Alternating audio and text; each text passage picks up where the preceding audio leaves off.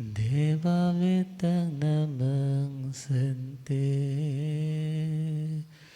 जसधमे सया मरणो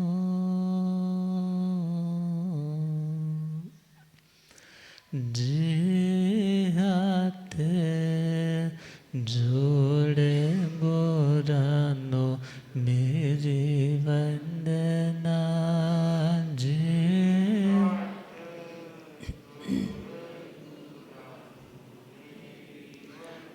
एक बार वंदना हजार बार वंदना एक बार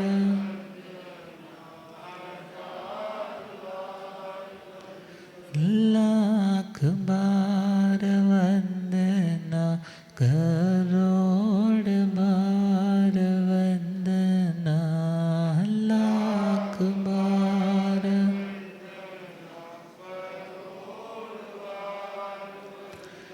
जे हाथ जोड़ गोरानो मेरी वंदना जे हाथ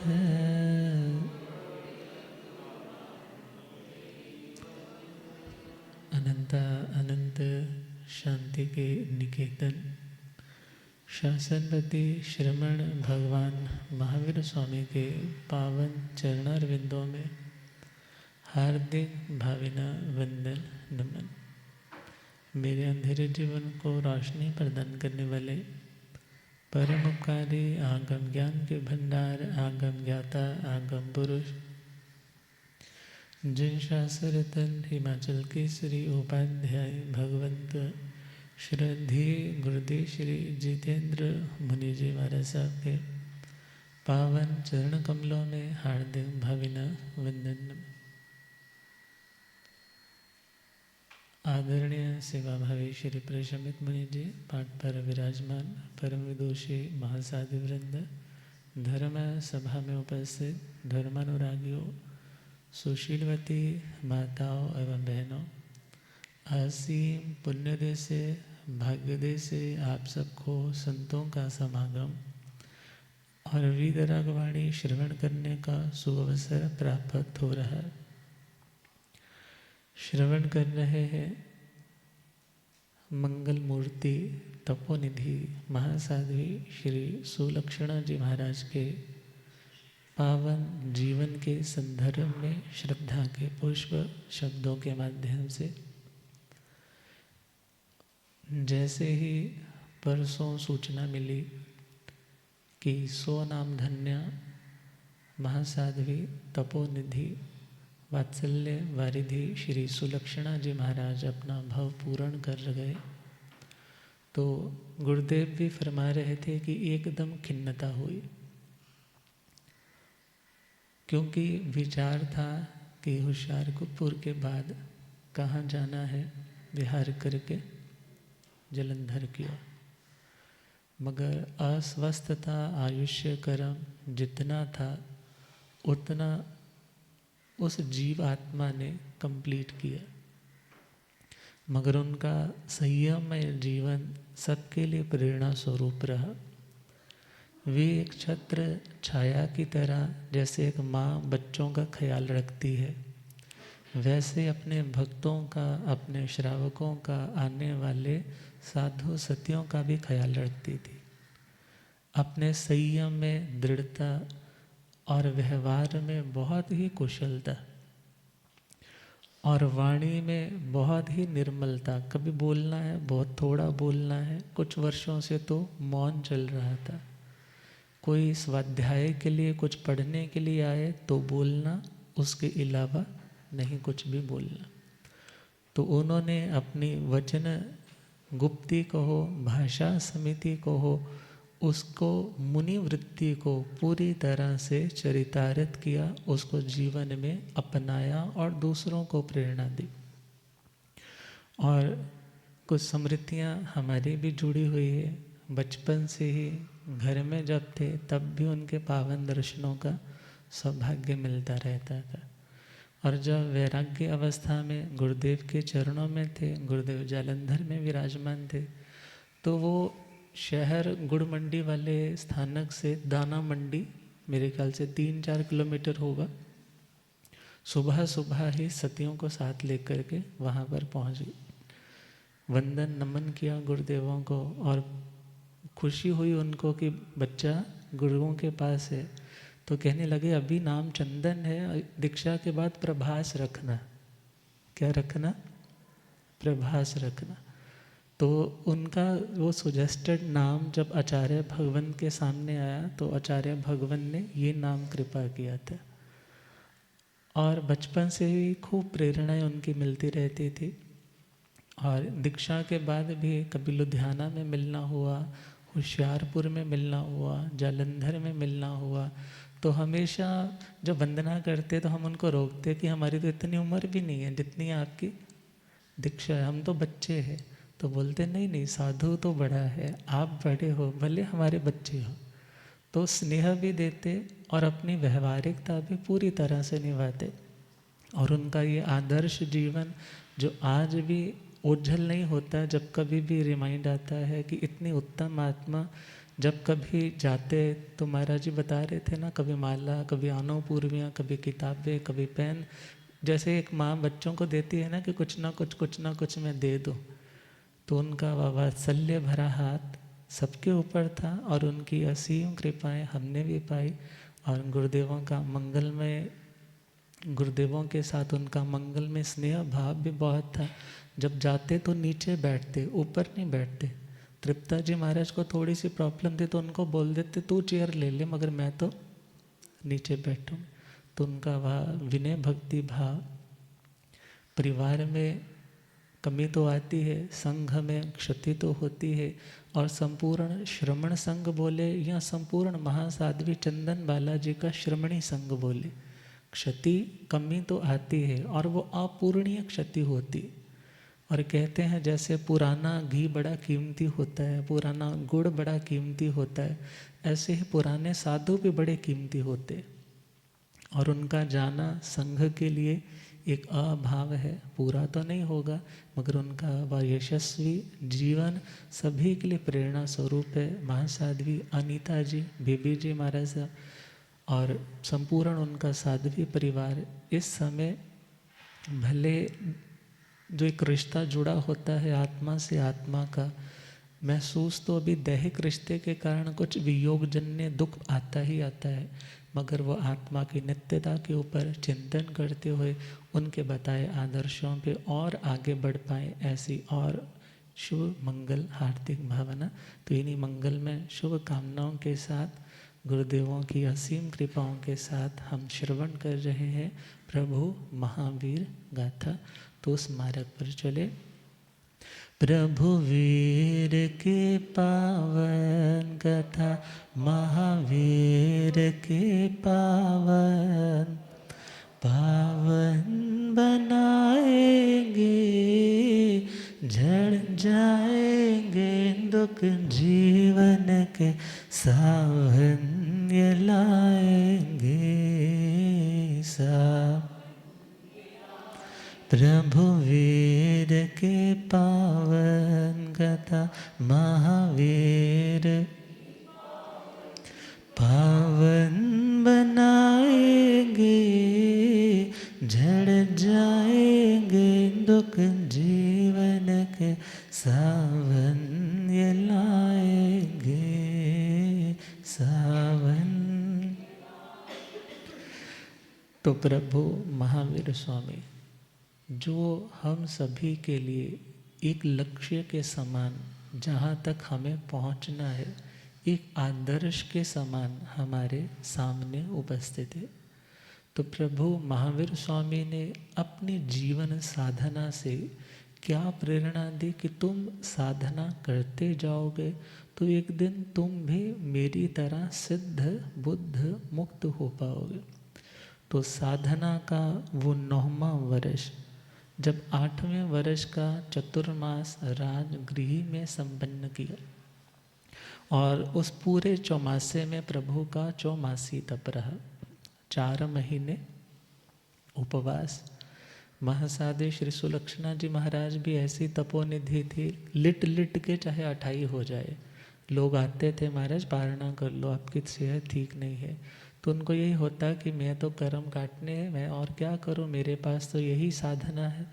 तो प्रभु महावीर की साधना जिसकी ज़िंदगी में अक्षरशः अवतरित होने लग जाए, उस आत्मा का जीवन भी धन्य है और उनकी स्मृति में उनका नाम जपने वाला भी धन्य हो जाता है।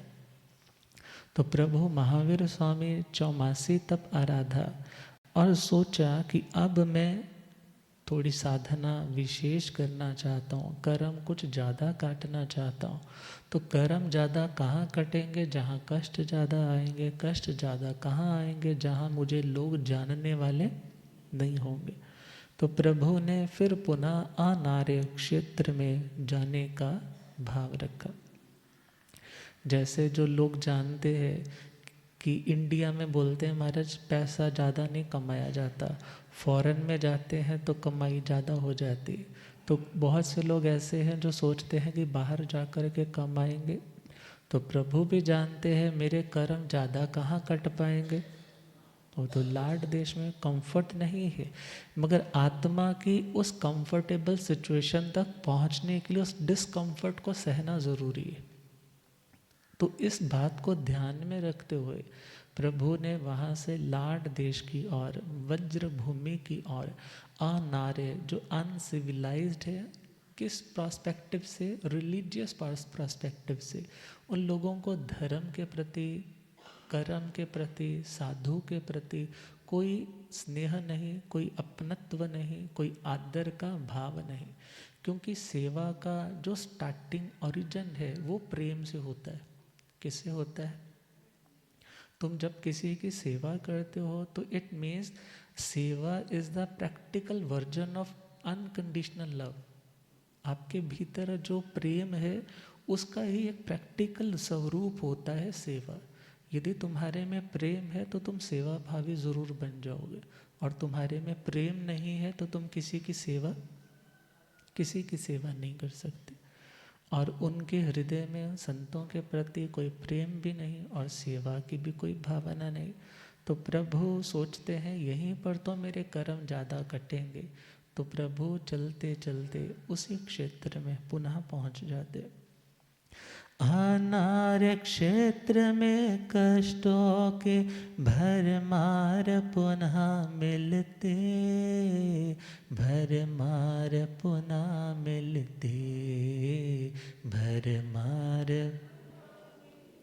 मार पीट दुत्कार मगर समता नहीं हिलते, समता नहीं हिलते, समता। नव में चौमासे की घड़ियाँ, नव में चौमासे तो वहीं पे आएंगे, प्रभु वीर की पावन कथा पावन बनाएंगे, पावन। प्रणीत भूमि में चौमासा पर रहा अनियतवा, पर रहा अनियतवा, पर रहा अनियत। उद्यानों में वृक्षों के नीचे बीता चातुर्मास, बीता चातुर्मास, बीता। रुकने की जगह एक स्थान पे, रुकने की जगह एक स्थान पे, जब मिल न पाएंगे प्रभु वीर की पावन कथा, पावन प्रभु वीर के पावन कथा, महावीर के पावन बनाएंगे।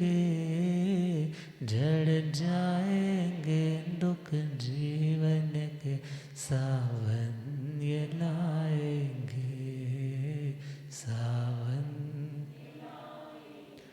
तो प्रभु पुनः उस अनार्य क्षेत्र में पहुंच जाते हैं।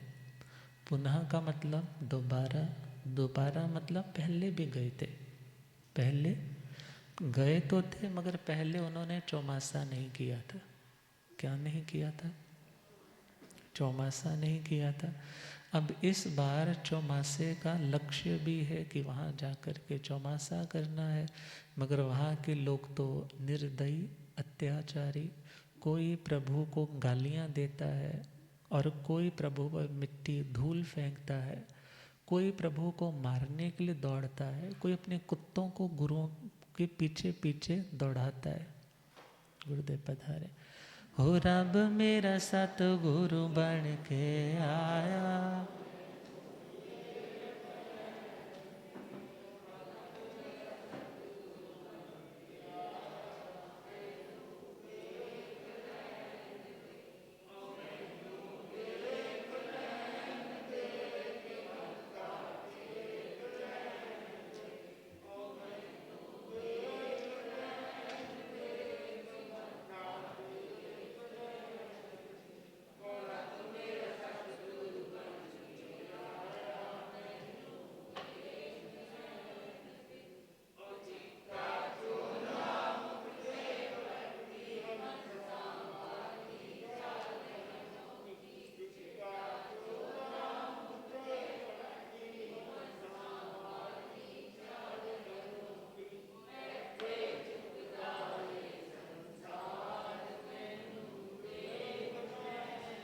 होते झुकदा,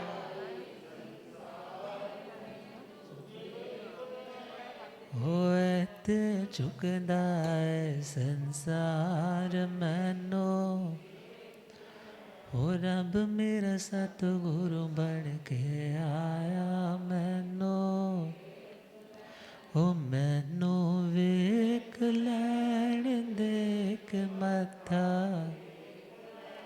हो मैनो वेख लैण देख मथा, हो रब मेरा सतगुरु बन के आया मैनो।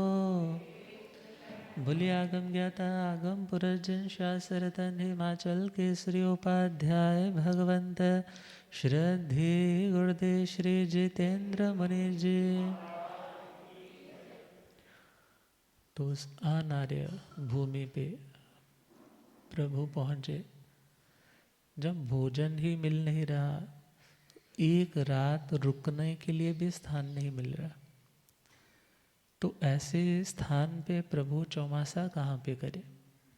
जहाँ पर जाते हैं लोग मारने को दौड़ते हैं, ध्यान में खड़े हैं तो उन्हें धक्का दे करके गिराने की कोशिश करते हैं, कोई अपने तेज तीखे भालों से उनके शरीर पर प्रहार करता है, खून भी बहता है, मगर प्रभु तब भी आत्म तत्व की ओर अपने ध्यान को एकाग्र रखते।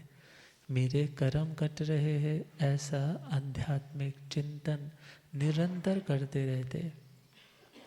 तो ऐसे समय में प्रभु को जब रुकने का स्थान नहीं मिला, भगवती जी सूत्र में आता है 15वें शतक में कि प्रभु उस प्रणीत भूमि पे, कल्प जी सूत्र में भी पर्युषणा कल्प में आता है कि उस प्रणीत भूमि पे प्रभु ने अपना वर्षावास किया। प्रणीत भूमि, प्रणीत भूमि कौन सी? उस लाड भूमि को प्रणीत भूमि कहा। क्यों? क्योंकि वहाँ से प्रभु को लाभ बहुत मिला। क्या बहुत मिला?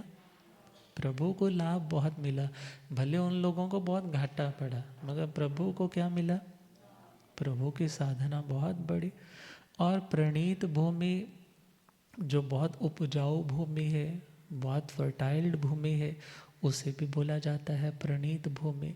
तो वहाँ पर उद्यान इत्यादि जो वन खंड है, जहाँ पर वृक्ष है, अब बारिशें होती है तो बारिश से बचने के लिए तो वृक्षों के नीचे ओट लेनी पड़ती है। तो प्रभु का वो पूरा चौमासा वृक्षों के नीचे नीचे, कभी कहीं ध्यान कर लिया, कभी कहाँ चले गए, पानी इधर से आ गया तो दूसरी जगह पे चले गए। इस तरह करते करते उनका पूरा चौमासा कष्टों से असाता से ही भरपूर रहा। तो इस प्रकार प्रभु वो चतुर्मास कंप्लीट करके आर्य भूमि की ओर प्रस्थान करते। और आर्य भूमि देखा जाए जहाँ के लोग धर्म की मर्यादाओं से कुछ कुछ जागरूक है, साधुओं के प्रति उनके हृदय में सम्मान है, मगर यदि मालूम ना पड़े ये कौन है तो वहाँ कष्ट भी पैदा हो सकता है। तो प्रभु वहाँ से विहार करते करते सिद्धार्थपुर ग्राम की ओर अपने कदमों को बढ़ाते और सिद्धार्थपुर पहुँच करके प्रभु कूर्म ग्राम की ओर जाते। और सिद्धार्थपुर से जब कूर्म ग्राम की ओर जाएंगे तो उसके बीच की घटना, एक जो तिल का पौधा उखाड़ा जाता है, गौशाले के द्वारा पहले क्वेश्चन करता है, फिर तिल का पौधा वो उखाड़ता है और कूर्म ग्राम में पहुंच करके वो जिसे वो जुओं का शयात्र बोलता है, तेजो लेशा जो छोड़ता है। ये दो जो प्रसंग आते हैं ये प्रभु का 10वां वर्ष है साधना का। और देखे तो गौशाल्य का 8वां साल है प्रभु के साथ। तो प्रभु उस अनार्य भूमि से अकेले नहीं थे, गौशाला भी साथ था, उसे भी वैसा वैसा कष्ट दिया गया, उसने भी सहा। क्यों सहा? क्योंकि जो मेरे प्रभु सह रहे हैं वो मुझे सहना। मगर ऐसा क्या घटित होता है कि वो प्रभु से अलग होने जाएगा और फिर पुनः लौट करके शिष्यत्व के रूप में, एक शिष्य के रूप में नहीं आएगा, बल्कि प्रभु का एक प्रतिद्वंदी बनकर के प्रभु के सामने कभी उपस्थित होगा। तो आज उस प्रसंग को जब हम सुनते हैं तो भगवती जी सूत्र का 15वां शतक रिपीट हो जाता है कि जहाँ पर इन बातों का पूर्ण वर्णन आता है जो स्वयं भगवान ने अपने श्रीमुख से कृपा किया था। जब उनके शिष्यों ने पूछा था कि प्रभु वो तो अपने आप को जिन अरिहंत केवली कहता है और वो कहता है मैं इनका शिष्य नहीं हूँ, मगर प्रभु ने जब उसकी सारी पोल खोल दी कि ये कौन था और आज अपने आप को क्या कह रहा है, तो वो घटना उसके बाद आती है कि वो प्रभु के ऊपर अटैक करने आता। मगर ये स्टोरी तब सुनाई जाती है जब शिष्य आकर के उनसे पूछते। तो आगे बढ़ते हैं।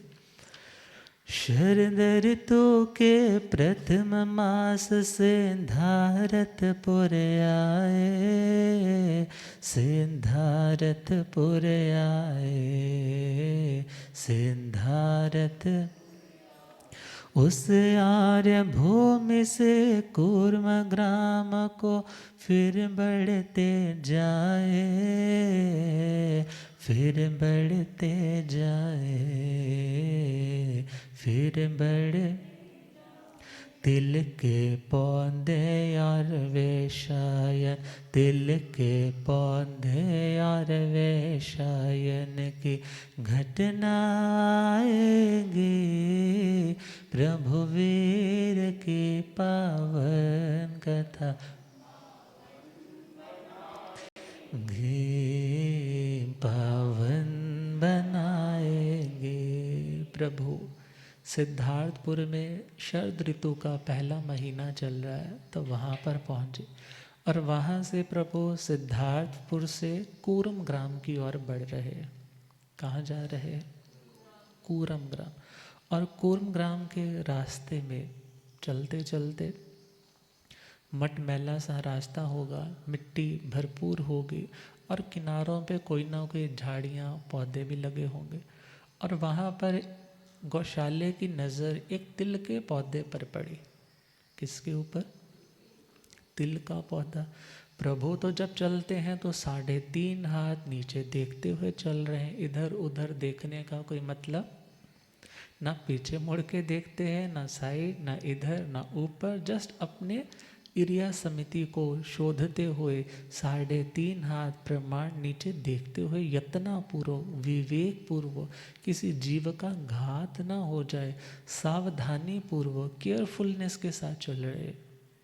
और गौशाला चंचल प्रकृति का है, एक्सट्रोवर्ट है, कभी इधर देखता है कभी उधर देखता है। नज़र पड़ गई एक तिल के पौधे पे और प्रभु से पूछने लगा, भगवान आप तो बहुत ज्ञानवान है, आप मेरे को बताइए, क्या बताइए कि इस तिल के पौधे में ये 7 फूल लगे हैं। क्या लगे हैं? 7 फ्लावर्स, फूल आ रखे हैं। तो ये 7 जो फूल है ये कहाँ पैदा होंगे? यहाँ से मर करके जब काल करके जाएंगे तो कहाँ इनका पुनः जन्म होगा? तो प्रभु ने क्या आंसर दिया, ये जो 7 फूल लगे हैं ना तिल के पौधे पे, ये काल करके इसी तिल के पौधे पे फली के रूप में 7 उसमें उस फली में 7 जीवों के रूप में फली में पैदा हो। तो प्रभु तो आगे चल पड़े और इधर गौशाला सोचता है, अरे ऐसा कैसा हो सकता है जब ये तिल का पौधा रहेगा ही नहीं, जब रहेगा ही नहीं तो कौन से इस पे वो फलियां पैदा होंगी। तो प्रभु तो आगे बढ़ गए मगर उसने क्या किया, उस तिल के पौधे को जड़ों सहित उखाड़ दिए और उखाड़ करके दूसरे किनारे पे फेंक दिया। भले देखो साधु है, वनस्पति को टच नहीं कर सकता, मगर देखो जब आवेश आता है, अहम वृत्ति आती है, तब व्यक्ति ना करने वाले काम किसी भी प्लेटफॉर्म पे क्यों ना हो कर बैठता है। किसी को तंग करना है तो आप लोग भी तो कितने धर्मात्मा हो, किसी किसी की आत्मा कभी जब आवेश में आ जाती होगी तो दूसरे को इरिटेट करने के लिए उसकी चीज़ भी तो इधर से उधर कर दी जाती है। और ऐसा इस जन्म में तो कुछ संस्कार निर्मल है तो शायद नहीं करते होंगे, मगर ऐसा कुछ तो अनंत बार कर चुके। और वो साधु के रूप में तो है मगर वो इस बात को दरकिनार कर बैठा, भुला चुका, और उसने उस पौधे को क्या किया, उखाड़ा और किनारे पे फेंक दिया, अब कुछ नहीं होने वाला। मगर उतनी ही देर में दिव्य वृष्टि अर्थात आकाश मंडल में मेघ गर्जना हुई, बिजली चमकने लगी, बारिश हुई, और उस बारिश के कारण क्या हुआ, जो पौधा अभी मिट्टी के धरातल से ऊपर की ओर पड़ा था उसने पुनः अपनी जड़ें उस मिट्टी के साथ जोड़ ली। और जब जोड़ ली और प्रभु तो आगे बढ़ गए हैं, चलते चलते कूर्म ग्राम की ओर पहुँचे हैं। और उस कूर्म ग्राम में एक बाल तपस्वी है। बाल तपस्वी मतलब जो मोक्ष को छोड़ करके दुनिया के लौकिक साधनों की सिद्धि के लिए साधना करता है। मोक्ष जिसका लक्ष्य नहीं है और भूख प्यास बहुत कुछ सहता है, मगर उसकी तपस्या का नाम क्या कहा, बाल तपस्या। कौन सी तपस्या? अज्ञान दशा में, मिथ्यात्व दशा में की जाने वाली तपस्या, जिसमें तपना पड़े, जिसमें खुद को नियंत्रण में रखना पड़े। वो बहुत कुछ सहते हैं, अकाम निर्जरा करने वाले, बाल तपस्या करने वाले, मगर उनकी तपस्या उन्हें मोक्ष नहीं देती। क्या नहीं देती? तो ऐसा वहाँ पर वैश्यायन नाम का बाल तपस्वी है जो आतापना भूमि पे, मानो एक शिला पट्टक है, शिला मतलब पत्थर का एक टुकड़ा है, और उस टुकड़े पर जाकर के अपनी दोनों बाजुओं को ऊपर उठा करके सूर्य की ओर एक टक दृष्टि रख करके खड़ा होकर के आतापना ले रहा है। क्या ले रहा है? उस हीट एनर्जी को एब्जॉर्ब कर रहा है और उसके माध्यम से अपने अंदर तेजोलेशिया का विकास कर रहा है। और वो साधना कर रहा था और इधर से कौन निकल रहे हैं? भगवान महावीर स्वामी और उनका गौशाला कुशिष्य, सुशिष्य थोड़े बोलेंगे उसे, कुशिष्य ही है ना, जो तो नाम अपना भी डुबा रहा है और भगवान को भी बदनाम करने के तुला हुआ है। अब उसने क्या किया, वो वैश्यायन बाल तपस्वी साधना के लिए अपनी भुजाएं ऊपर करके खड़ा है, मगर जैसे ही सिर में अब जटाएं हैं, जुएं भी पड़ी हुई है, मगर धूप की उस हीट के कारण, स्कॉर्चिंग हीट है, आतप के कारण जुएं क्या हो जाती हैं, नीचे गिर जाती। और अनुकंपावश उसके अंदर दया आती है, उनको उठा करके पुनः क्या कर लेता है, अपने सिर में, अपनी जटाओं में ही रख लेता है। और इस कार्य को देख करके, इस सीन को देख करके कौशल्या क्या कहने लगा, अरे तू कोई संत है या जुओं का शय्यातर है? हाँ, तू कोई सन्यासी है या कोई पखंडी है? ये क्या है? तू तो पता नहीं कह रहा है कि मैं तो बहुत ऊंची साधना कर रहा हूँ, मगर तू तो जुएं निकाल निकाल के नीचे, और नीचे से एक बार कहा वो शांत रहा, दूसरी बार कहा वो शांत रहा, तीसरी बार कहा तो उससे रहा नहीं गया। वो अपने उस आतापना भूमि से नीचे उतरा, 5-7 कदम पीछे गया और अपनी उस संक्षिप्त विपुल तेजोलेशा, जो संक्षेपीकरण, उसको सर्कमस्क्राइब्ड करके जो रख रखी थी अंदर, और उसको क्या किया, उसके ऊपर प्रहार के रूप में छोड़ दिया। और वो इतनी तेजस्वी तेजोलेशा कि लोग जल जाते, मगर जैसे ही छोड़ी तो प्रभु ने शीत तेजोलेशा के माध्यम से रास्ते में ही उसका क्या कर दिया, रास्ते में उसका प्रतिहत कर दिया, रास्ते में उसको नलीफाई कर दिया, वो उसके तक पहुंच नहीं पाई। और जैसे उसने ये दृश्य देखा, वो कहने लग पड़ा, जान गया प्रभु, जान गया, मैं समझ गया आपकी शक्ति को, मैं समझ गया मेरी गलती का, मेरे अपराध का जो भी कोई भुगतान है मैं उसके लिए तैयार हूँ, मगर मैं आपकी शक्ति को पहचान गया। और जैसी ये घटना घटित होती है और गौशाला तो थोड़ा दुबदुबा सा जाता है, प्रभु उसको कुछ कहते तो नहीं है क्योंकि वो प्रभु है, वो सह सकते हैं। और गौशाला पूछ रहा है, भगवान ने उसने क्या बोला, मुंह में वो क्या बोल रहा था? भगवान ने कहा उसने ऐसा बोला कि हे प्रभु, मैं आपकी शक्ति को पहचान गया। और पूछने लगा उसने छोड़ा क्या था? प्रभु कहते हैं उसने तेजो लेशा छोड़ी थी, और उस लेशा में तो जल करके भस्म हो सकता था, मगर मैंने अनुकंपावश, दया के कारण, तुम्हारे प्राणों की रक्षा को ध्यान में रखते हुए उस आ रही तेजो लेशा की हीट को क्या कर दिया, रास्ते में ही कूलिंग अपनी शक्ति के द्वारा उसको ठंडा करके ख़त्म कर दिया। अब क्रियोसिटी होने लग पड़ी, डर गया, भयभीत भी हो गया, क्रियोसिटी भी होने लगी। नेक्स्ट टाइम यदि मैंने ऐसा कुछ किया तो मैं अपने प्रोटेक्शन कैसे करूँगा? प्रभु ये पैदा कैसे होती है? तो प्रभु ने बताया 6 महीने की साधना है, उड़द मुट्ठी भर, मतलब हमारे नाखून जहाँ तक टच कर सके इतनी मुट्ठी, और एक टाइम चुल्लू भर पानी लेना है, वो चुल्लू भर इतना सा वो उड़द मूंग इत्यादि लेने हैं, और सूर्य के सामने खड़े होकर के साधना करनी है, बेले बेले की तपस्या के साथ करनी है। 6 महीने में साधना सिद्ध हो जाती है।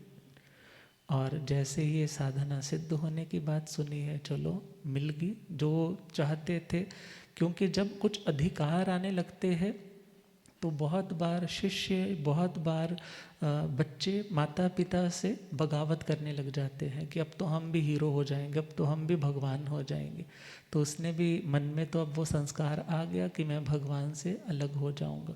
और इधर जब पुनः लौट करके आते हैं, उधर वो तिल का पौधा, वो तिल के पौधे के बारे में जब पुनः उसी रास्ते में सिद्धार्थपुर की ओर आते हैं तो वहाँ पर देखता है ही नहीं, तो भगवान को कहता है प्रभु वो तिल का पौधा तो यहाँ है नहीं। प्रभु कहते वही है। और जैसे ही वो तिल का पौधा देखा और कहने लगा प्रभु आपने तो कहा था इसकी एक फली में कितने होंगे? 7 होंगे। तो प्रभु ने कहा 7 ही पैदा हुए हैं। और जैसे ही प्रभु थोड़ा आगे निकले, उसने उस पेड़ पौधे को उखाड़ा और वहाँ से तिल की फली खोली और कितने निकले? और वो नीतिवादी ये सोच बैठा कि हर चीज़ ऑलरेडी डेस्टाइंड है, ऑलरेडी सब कुछ निश्चित है, कर्म करने की ज़रूरत नहीं, जो होना है सो हो जाना है। इस प्रकार वो नीतिवादी बन गया और प्रभु से वो लब्धि वो सुन ली है, और फिर वहाँ से प्रभु का साथ छोड़ करके चला जाता है। तो इसके आगे क्या घटनाएं आती हैं फिर आगे सुनेंगे। प्रभु वीर के पावन कथा, महावीर के पावन पावन बनाएंगे, झड़ जाएंगे दुख जीवन के,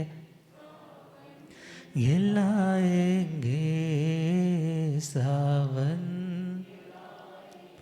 दिल का पौधा देख गौशाले शंका हुई पैदा,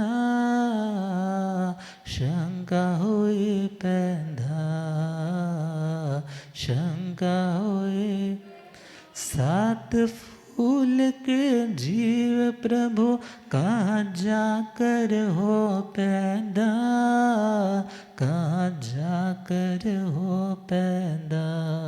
प्रभु बोले इनकी आत्मा, प्रभु बोले इनकी इस फली में आएगी, प्रभु वीर की पावन कथा पाएंगे पावन। श्रद्धा न हुई गौशाले को पीछे मुड़ कर आया, पीछे मुड़ कर आया। समूल छेद कर पौधे का फिर चैन उसे आया, फिर चैन उसे आया। हुए दिव्य लोक से रिमझिम, हुई दिव्य लोक से जड़े फिर से जम जाएंगे, प्रभु वीर की पावन कथा पावन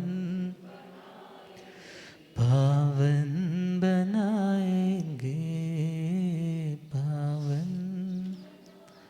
तो इन्हीं मंगलमय शुभ भावनाओं के साथ प्रभु महावीर गाथा और जिंदगी के वो ऐतिहासिक पृष्ठ जो बंद के बंद रह गए, जो पढ़ने का किसी को मौका नहीं मिला, किसी को सुनने का मौका नहीं मिला, किसी ने सुने मगर स्मृति पे धूल पड़ गई, तो उनको रिफ्रेश करने के लिए, जानकारी को पुनः इकट्ठा करने के लिए तो इस महावीर गाथा के साथ जुड़े रहना है। कोई पहुंच सके तो वेल एंड गुड है, नहीं पहुंच सके तो आपका यूट्यूब जिंदाबाद है ना।